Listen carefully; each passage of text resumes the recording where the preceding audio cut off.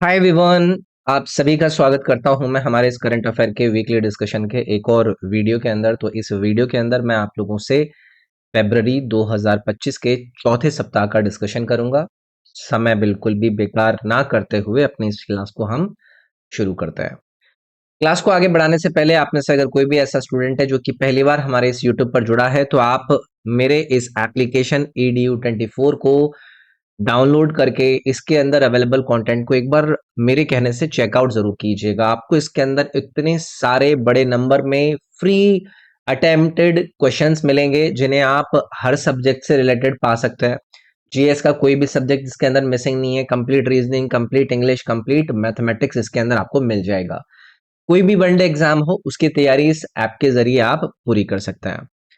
जैसे कि ये दो कोर्सेज आपकी स्क्रीन पर आपको नजर आ रहे होंगे, कंप्लीट जीके, कंप्लीट इंग्लिश। आज तक के जितने भी एसएससी के पेपर हुए हैं उन सभी एग्जाम्स के चैप्टर वाइज, टॉपिक वाइज आपको एमसीक्यू क्विज फॉर्मेट में इसके अंदर मैंने डाल दिया है। जितनी भी बार चाहें आप अपने उन क्वेश्चंस को अटेम्प्ट कर सकते हैं। ट्राई जरूर कीजिएगा। इस पर आपको बाकी के भी कोर्सेज चारों के चारों आपके सब्जेक्ट को कंप्लीट कराया गया है। यहाँ पर वीडियो फॉर्म में आपको चीजें मिल जाएंगी। हर एग्जाम की टारगेटेड टेस्ट सीरीज है, एसएससी, रेलवे, सब चीजें एक बार ट्राई जरूर करना। फिलहाल हम अपने पे इस क्लास के पहले सवाल पर आते हैं भाई। परम्बिकुलम टाइगर रिजर्व की लोकेशन आपसे पूछ रहे हैं कि बताइए कौन से राज्य के अंदर ये लोकेटेड है। तो हुआ क्या, जिस राज्य के अंदर ये लोकेटेड है ना, इनका जो फॉरेस्ट डिपार्टमेंट है उन्होंने अपना एक एनुअल सर्वे कराया।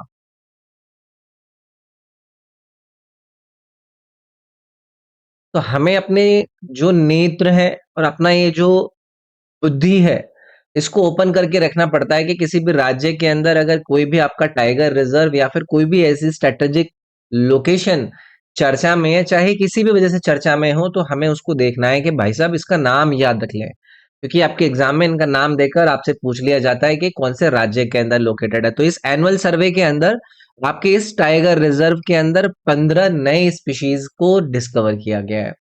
इसकी लोकेशन है भाई केरला के अंदर। लोकेशन इंपॉर्टेंट है, नाम इंपॉर्टेंट है। नाम क्या था? Parambikulam tiger reserve. ठीक है, चलिए आगे बढ़ते हैं। अगला सवाल आपसे पूछ रहे हैं, javelin anti tank guided missile किस देश द्वारा विकसित की गई है, चर्चा में क्यों है? तो इंडिया और यूएस ना प्लानिंग कर रहे हैं। किसकी प्लानिंग कर रहे हैं? कि भाई प्रोक्योर करते हैं। मतलब इंडिया यूएस के साथ बैठकर इस पर प्लानिंग कर रहा है कि आपकी ये जो मिसाइल है इसको भारत की जो डिफेंस की नीड्स है उसमें कहीं ना कहीं ऐड किया जाए। तो ये जो javelin anti tank guided missile के बारे में हम यहां पर बात कर रहे हैं ना, ये एक मैन पोर्टेबल मिसाइल है जो कि फायर करके आप भूल जाओ, आपका ये जो भी आपका डेजिग्नेटेड स्पॉट है उसको जाके डिस्ट्रॉय कर देगा। जो भी अगर आर्म्ड व्हीकल को आप डिस्ट्रॉय करना चाहते हो वो ये कर देगा। तो इंडिया और यूएस के बीच में इस पर बातचीत चल रही है। यूएस इसको क्या करता है भाई? विरोध करता है। याद रखेंगे। तो चलिए आगे बढ़ते हैं, अगला सवाल देखेंगे। फरवरी 2025 में भूकंप झुंड के कारण किस देश को आपातकाल की स्थिति में रखा गया था? तो हुआ क्या? आप में से अगर कोई भी अच्छी जगह पर घूमने की आशा रखते हैं, आप अगर यूरोप की तरफ या फिर किसी भी फॉरेन ट्रिप की तरफ देखते हैं, तो आप लोगों को ग्रीस के सेंटियोर्नी के बारे में बहुत बार सुनने को मिलता होगा। ये जो ग्रीस है इसका एक आइलैंड है जिसका नाम है सेंटोरिनी। मैं यहाँ पर लिख देता हूँ। सेंटोरिनी के अलावा और भी है, आयोस, अमोर्गोस, ऐसे कई सारे इनके आइलैंड है। तो हुआ क्या, इस ग्रीस के पास में जो आपका समुद्री भाग है उसके अंदर ना कई सारी भूकंपिक यानी कि अर्थक्वेक एक्टिविटी हुई। अर्थक्वेक एक्टिविटी जिसको हम यहाँ पर अर्थक्वेक सॉर्म के नाम से जान रहे हैं। अर्थक्वेक सॉर्म हम इसलिए कह देते हैं कि छोटे से ही टाइम में कई सारी सिस्मिक अगर एक्टिविटी हुई हो तो फिर ये डर लगने लगता है ना कि भाई कोई खतरनाक भूकंप ना आ जाए। तो ग्रीस के अंदर इसको लेकर ना आपातकाल घोषित किया था कि भैया थोड़ा सा ध्यान से रखिए, दिक्कत विक्कत ना आ जाए। ओके, तो याद रखेंगे इसको। चलिए आगे बढ़ते हैं। सौपर्णिका नदी जिसको खबरों में देखा गया, बताइए कि कौन से राज्य से होकर बहती है? तो हुआ क्या, जो पर्यावरण से संबंधित लोग होते हैं, जो एनवायरमेंटलिस्ट होते हैं, उन्होंने ना कुछ कंसर्न उजागर करे। उन्होंने किसको लेकर कंसर्न उजागर करे? जिस नदी का यहाँ पर आपको नाम दिया गया है ना, उसके अंदर पॉल्यूशन बहुत ज्यादा बढ़ रहा है। तो उन्होंने कहा कि भाई देखो, इसके ऊपर काम करने की जरूरत है। ये स्वर्णरेखा जो रिवर है, इसमें अगर पॉल्यूशन लेवल इसी तरीके से बढ़ता चला गया ना, तो आसपास के जो भी रीजन है उनके ऊपर बहुत बड़ा प्रभाव पड़ेगा इसका। तो ये कर्नाटक के अंदर आती है भाई। ठीक है। वेस्टर्न घाट के अंदर एक हिल्स पड़ती हैं, मैं यहाँ पर नाम लिख देता हूँ, कोडाचारी। कोडाचारी हिल्स, वहां से ये जो नदी है ये ओरिजिनेट होती है। नाम याद रखिएगा, स्वर्णरेखा रिवर।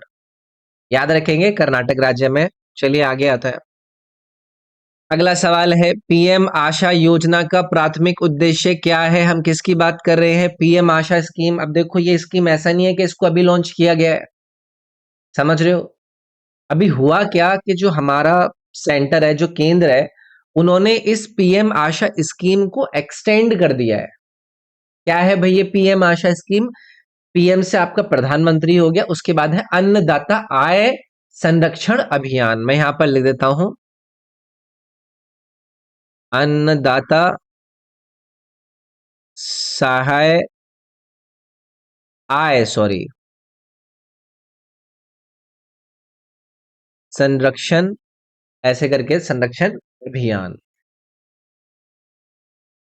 तो इस स्कीम के अगर आपको फुल फॉर्म पता है, तो आप लोगों को पता है कि आप लोग इसका जो एम है वो समझ ही गए होंगे। तो अच्छा, एक और चीज यहां से आपसे पूछ सकते हैं कि इस पीएम आशा स्कीम को इन्होंने कब तक एक्सटेंड कर दिया है? तो जो आपकी 15वीं फाइनेंस कमीशन की साइकिल है ना, 2025-26 तक, तब तक इन्होंने इसको एक्सटेंड कर दिया है। तो इसके अंदर क्या होता है ना, जो किसान होते हैं उनको अच्छे कीमतें, फेयर प्राइसेस, या फिर उनकी जो कमोडिटी की प्राइसेस को लेकर इसेंशियल चीजें होती हैं, उसको स्टेबलाइज करने पर ये जोर देता है। तो to ensure remunerative prices for farmers produce, ये डी वाला जो विकल्प है यार, ये इसमें करेक्ट हो जाएगा। चलिए आगे की तरफ आएंगे। अगला सवाल है, कौन सा राज्य भारत का पहला राज्य बन गया है जिसकी विधानसभा में अनुवाद प्रणाली लागू की गई है? बहुत इंपॉर्टेंट सवाल है। तो हमारे जो उत्तर प्रदेश की असेंबली है, वो हमारी कंट्री की पहली असेंबली बनी है जहां पर आपको ट्रांसलेटर फैसिलिटी दी जा रही है। ठीक है। तो अप्रूवल के लिए इन्होंने भेजा है, जो हमारे उत्तर प्रदेश के मुख्यमंत्री है योगी आदित्यनाथ। उन्होंने कहा कि भाई देखो, ये जो ट्रांसलेशन है उसको अलग अलग आप उत्तर प्रदेश की लैंग्वेज के अंदर प्रोवाइड कराएं।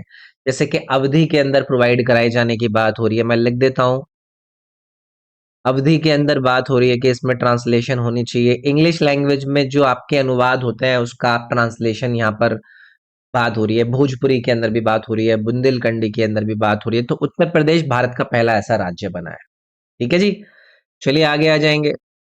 अगला सवाल है, भारत का पहला open air art wall museum का उद्घाटन कहाँ किया गया? Open air art wall museum के उद्घाटन को लेकर ये आपसे पूछ रहे हैं। तो जो हमारे एक यूनियन मिनिस्टर है, जितेंद्र सिंह जी, ये बहुत ज्यादा चीजों का उद्घाटन करते हैं यार। ये मैंने आपका पिछली कितनी सारी क्लासेस ली हैं, आप देखते होंगे कि इनका नाम आता रहता है। तो इंडिया का पहला ये open air art wall museum है, और इसका जो लोकेशन है वो आपको याद रखना है। ये मौसम भवन के अंदर इसको लॉन्च किया गया है, जो कि आपका नई दिल्ली के अंदर है। नई दिल्ली के अंदर कहाँ पर? मौसम भवन में, याद रखिएगा। तो ये जो म्यूजियम है, इसके अंदर जो हमारे देश का डिपार्टमेंट है ना, आईएमडी डिपार्टमेंट, इंडियन मेट्रोलॉजिकल जो डिपार्टमेंट है, उसकी 150 साल की जो हिस्ट्री है उसको कहीं ना कहीं इन्होंने क्या किया है, बनाया है, उसके अंदर प्रदर्शित किया है। तो याद रखेंगे इसको, नई दिल्ली के अंदर इसको इनॉग्रेट किया गया है, जितेंद्र सिंह जी ने किया है। ये मैंने आप लोगों को बताया।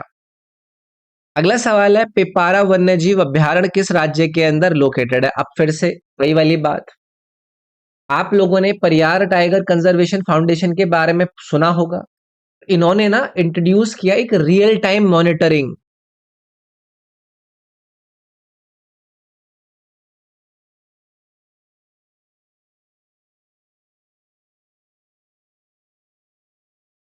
ठीक है।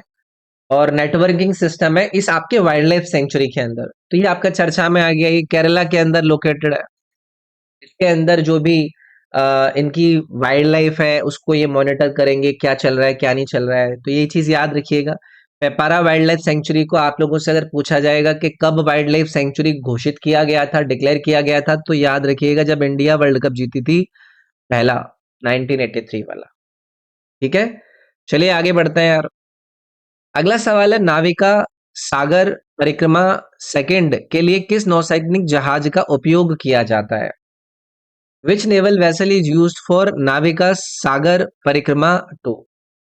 अब आप लोगों को पता है कि जो भी हमारे आईएनएसवी, आईएनएस जो भी हैं, वो अगर चर्चा में होते हैं तो हमारे लिए इंपॉर्टेंट हो जाता है। तो ये जो आईएनएसवी तरिणी है, आपको जो विकल्प नंबर ए के अंदर दिया गया है, ये पोर्ट स्टैनली पहुंचा 18 फरवरी को, जो कि इनकी जो जर्नी थी उसका तीसरा फेज था।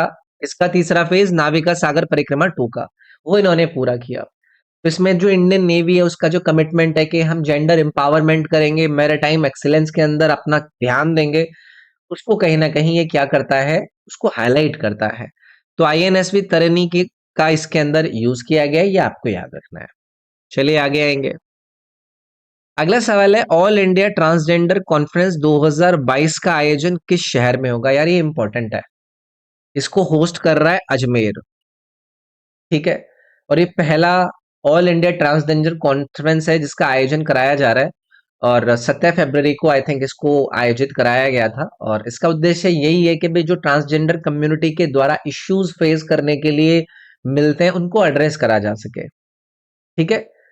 तो याद रखेंगे अजमेर के अंदर इसकी लोकेशन है जहां पर इसको आयोजित कराया जा रहा है। चलिए आगे बढ़ते हैं। अगला सवाल है, मिसिंग जनजाति मुख्य रूप से किस भारतीय राज्य के अंदर पाई जाती है? यार ये जो जाति जनजाति संबंधित सवाल होते हैं पेपर में बहुत आता है। या फिर इससे रिलेटेड एक और सवाल आप लोगों से पूछा जाएगा कि असम की लार्जेस्ट ट्राइबल कम्युनिटी कौन सी है? मैं यहां पर लिखता हूं, असम लार्जेस्ट ट्राइबल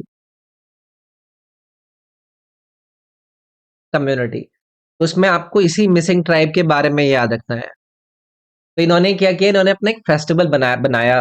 तो अब आपसे ये जो फेस्टिवल है इसका नाम भी हो सकता है कल को पूछ लें, अली ई लिगांग, इसको याद रखना है।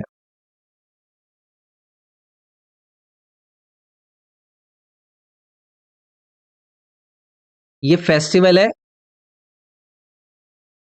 कल को अगर आपसे पूछ लें कि ये वाला जो फेस्टिवल है बताइए कौन सी कम्युनिटी सेलिब्रेट करती है, तो आप लोग आंसर कर सकते हैं।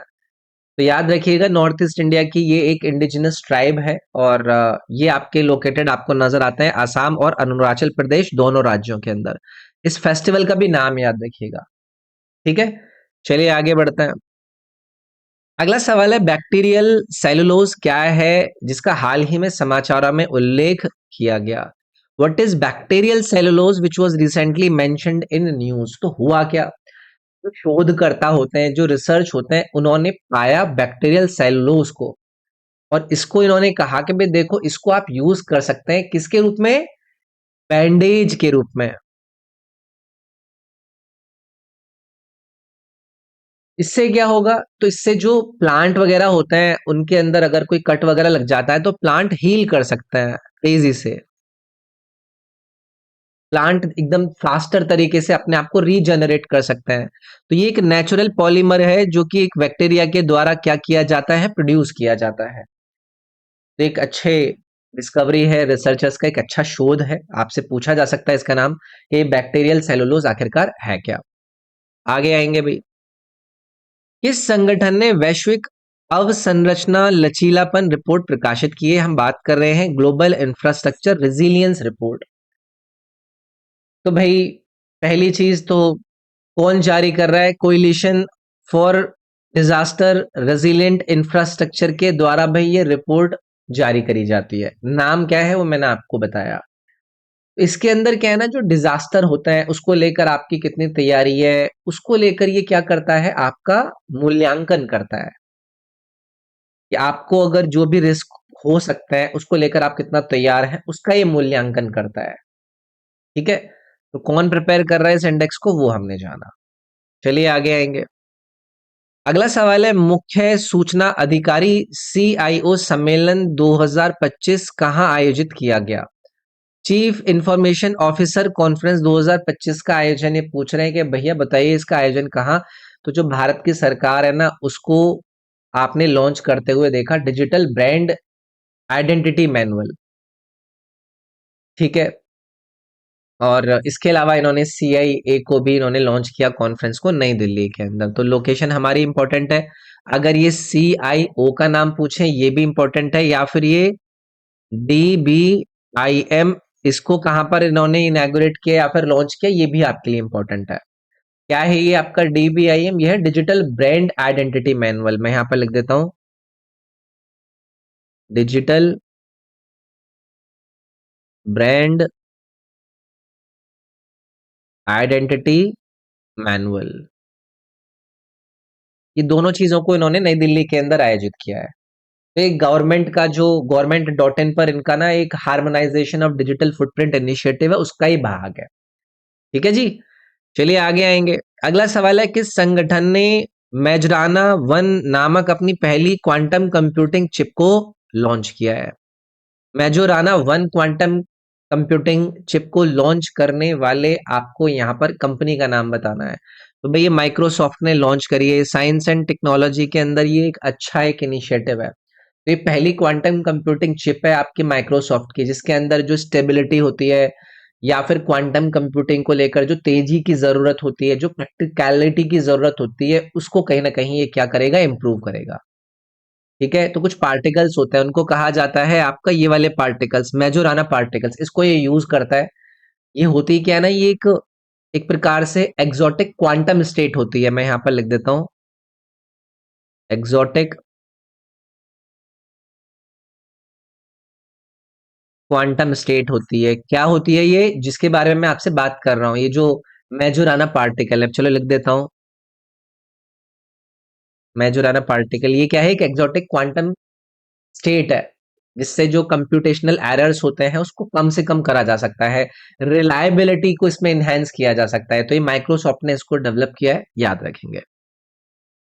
अगला सवाल है, ग्रेट बैकयार्ड बर्ड काउंट के दौरान किस राज्य ने पक्षियों की सबसे अधिक संख्या को दर्ज किया है? ग्रेट बैकयार्ड बर्ड काउंट के during highest number of bird record करने वाले राज्य का आपको नाम बताना है। तो अब आप बोलोगे कि सर जी क्या है ये ग्रेट बैकयार्ड बर्ड काउंट? तो ये एक ग्लोबल बर्डिंग इवेंट है, जहां पर जो चिड़ियाओं वगैरह को देखते हैं वो उन स्पीशीज को काउंट करते हैं। तो यहाँ पर हमारे देश के अंदर वेस्ट बंगाल ने क्या किया है, हाईएस्ट नंबर ऑफ जो बर्ड स्पीशीज है उनको रिकॉर्ड किया है। तो याद रखेंगे, अच्छा सवाल है, ऐसे सवाल पेपर में आते हैं। अगला सवाल देखेंगे भाई, पार्किंसंस रोग किस प्रकार का विकार है जिसे हाल ही में समाचारों में देखा गया? पार्किंसंस डिजीज बहुत ज्यादा चर्चा में रहता है। तो अभी ना एक शोध हुआ, एक स्टडी हुई, उस स्टडी ने आइडेंटिफाई किया कि जो 24 हाइड्रो ऑक्सी कोलेस्ट्रॉल है, ये कोलेस्ट्रॉल का मेटाबोलाइट होता है, एक की फैक्टर होता है पार्किंसन डिजीज के प्रोग्रेसेशन के अंदर। इसको आइडेंटिफाई किया है। तो ऐसी अगर इंपॉर्टेंट चीज को आप आइडेंटिफाई कर पा रहे हैं तो एक इंपॉर्टेंट चीज हो जाती है ना। तो मैं किसकी बात कर रहा हूं, किसको आइडेंटिफाई किया है? 24 हाइड्रो ऑक्सी कोलेस्ट्रॉल को।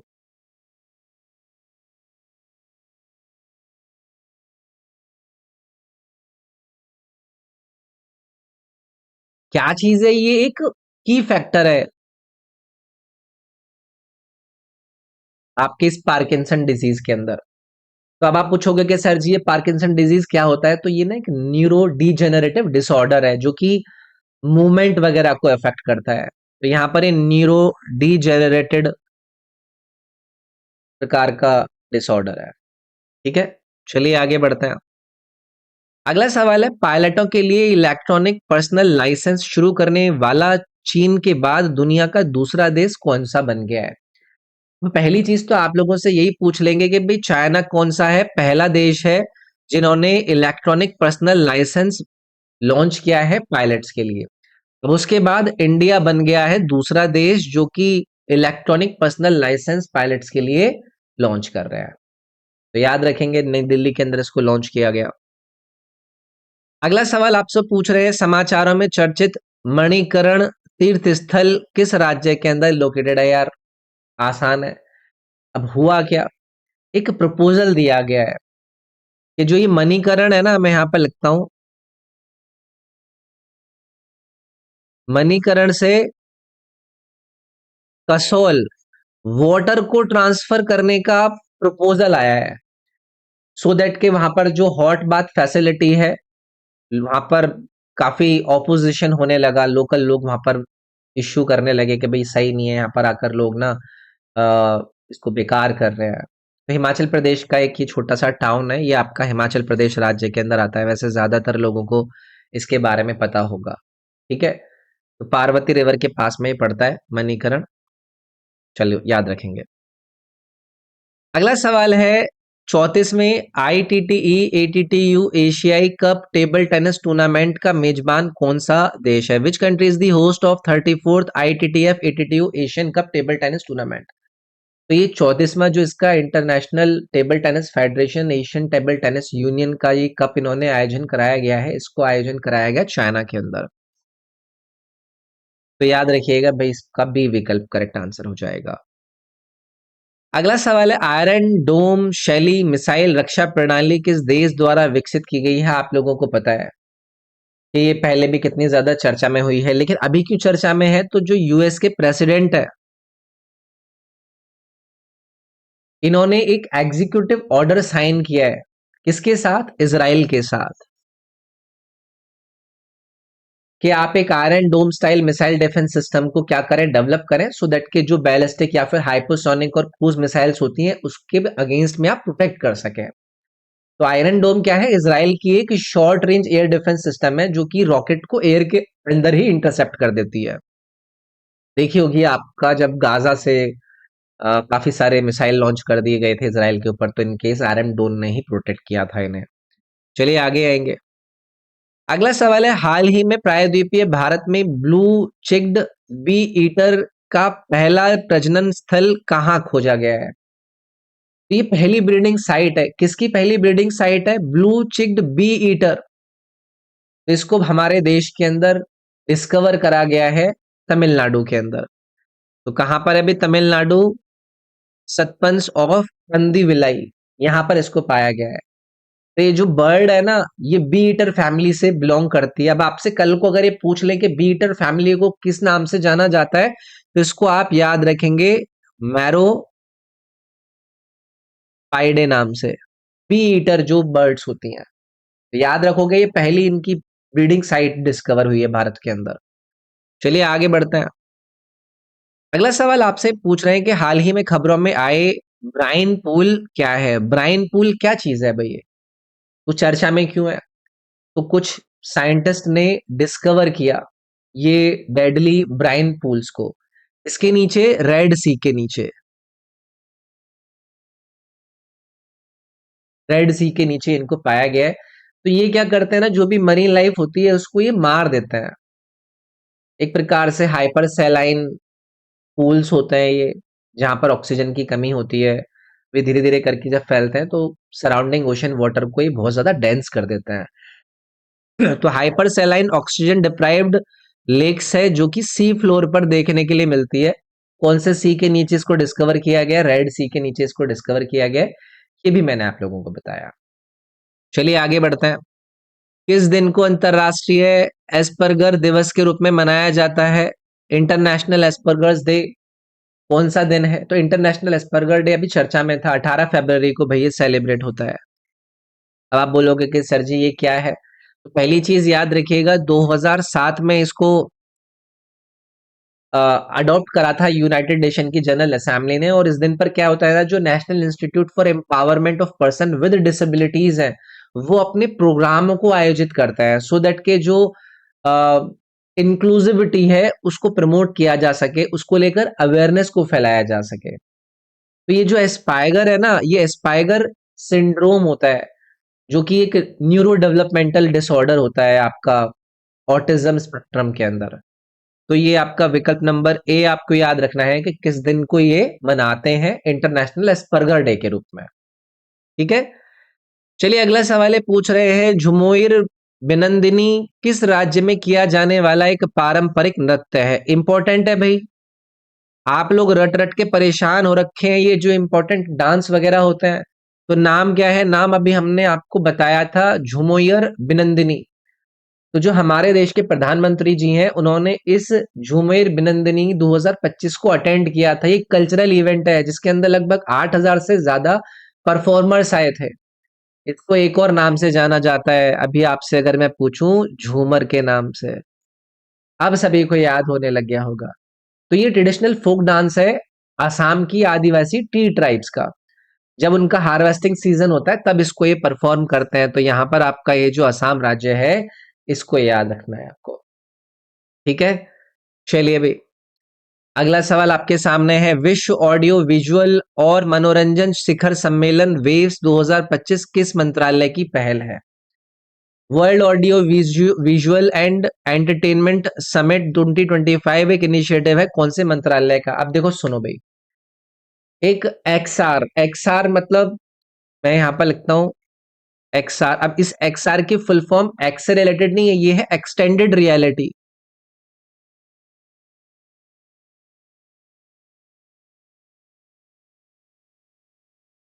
एक्सटेंडेड रियलिटी क्रिकेटर हैकाथॉन, इसको होस्ट कराया गया वेव्स के द्वारा। ये जो समिट है इसके अंदर, तो ये जो ministry of information and broadcasting है ना, उसका ये इनिशिएटिव है। तो आपका यहाँ पर विकल्प नंबर भाई सी रहेगा। इसका उद्देश्य क्या है कि भाई जो आइडियाज हैं, कोलैबोरेशन करना है, इनोवेशन करना है आपको मीडिया के क्षेत्र में, एंटरटेनमेंट के क्षेत्र में, उसको लेकर ये एक प्लेटफॉर्म देता है। ठीक है, तो एक ग्लोबल लीडर बने कंटेंट को क्रिएट करने में इंडिया, उसको लेकर ध्यान में रखते हुए इसका आयोजन कराया गया है। तो ministry of information and broadcasting इसको आयोजित करता है, इसमें इन्वॉल्व रहता है, ये आपको याद रखना था। चलिए अगला सवाल देखेंगे। हाल ही में दुर्लभ उत्तरी पिंटल बत्तखों का झुंड किस राज्य के अंदर देखा गया? A flock of rare northern pintail ducks has been spotted in which state? तो अभी अगेन वही वाली बात है, ये पिंटेल डक्स है और काफी ऊंचे ऑल्टीट्यूड पर इसको अरुणाचल प्रदेश के तवांग में डिस्कवर किया गया, देखा गया। तो आप याद रखिएगा, अरुणाचल प्रदेश में देखने के लिए मिले। तो ये जो नॉर्दर्न पिंटेल डक होती है ना, इसका अगर मान लो कि कल को ये आपसे साइंटिफिक नेम पूछ ले,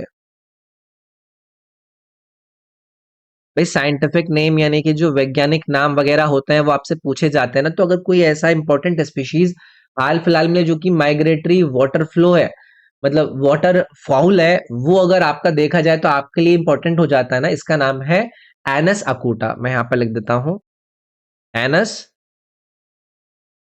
अकूटा। ये साइंटिफिक नाम आप याद रखिएगा इस नॉर्थन पेंटेल का। ठीक है जी, चलिए आगे आएंगे। अगला सवाल है, सोलीगा जनजाति मुख्य रूप से किन राज्यों में पाई जाती है? सोलीगा ट्राइब की मैं आपसे बात कर रहा हूं। तो हुआ क्या, चर्चा में क्यों है? प्रधानमंत्री मोदी जी ने मेंशन किया था इस सोलीगा ट्राइब का, जो कि Biligiri Ramaswamy temple tiger reserve से संबंधित है। ठीक है, तो ये तमिलनाडु और कर्नाटक राज्य के अंदर देखने के लिए मिलती है। मन की बात का 119वां एडिशन चल रहा था, उसमें मोदी जी ने इसका जिक्र किया था। ठीक है, इसलिए आपके लिए इंपॉर्टेंट हो जाती है। इन्होंने जो टाइगर को प्रिजर्व करने के लिए अपना रोल अदा किया है, उसको मोदी जी प्रेज कर रहे थे, इनकी वाहवाही कर रहे थे।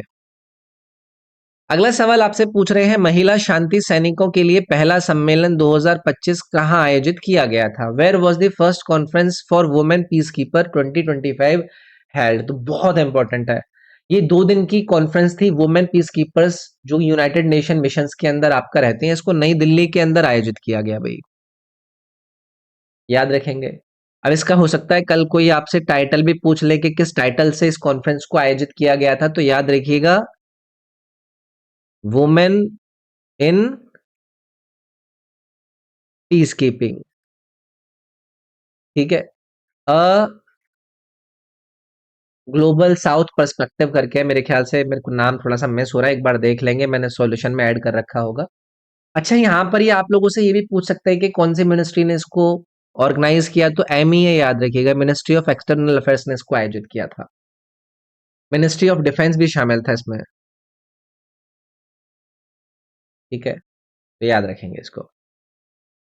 अगला सवाल है, उत्तर प्रदेश का कौन सा जिला भारत का पहला बायो पॉलीमर संयंत्र का घर है?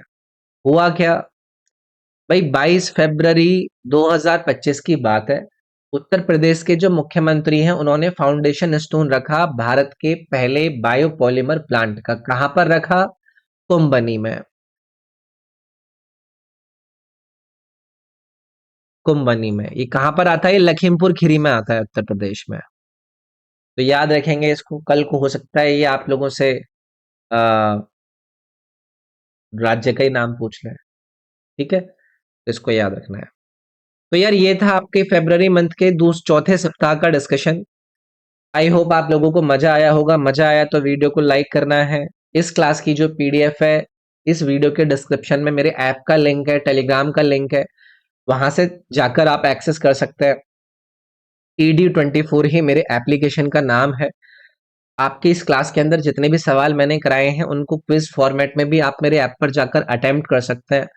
बाकी सारी चीजें आपको मेरे ऐप पर मिल जाएंगी। कोई भी परेशानी दिक्कत आए तो आपको इस वीडियो के डिस्क्रिप्शन में, अब वो कमेंट सेक्शन में आप कमेंट करके मुझसे पूछ लेना, मैं आप लोगों को रिप्लाई कर दूंगा। ऐप को डाउनलोड करना है, अगर आप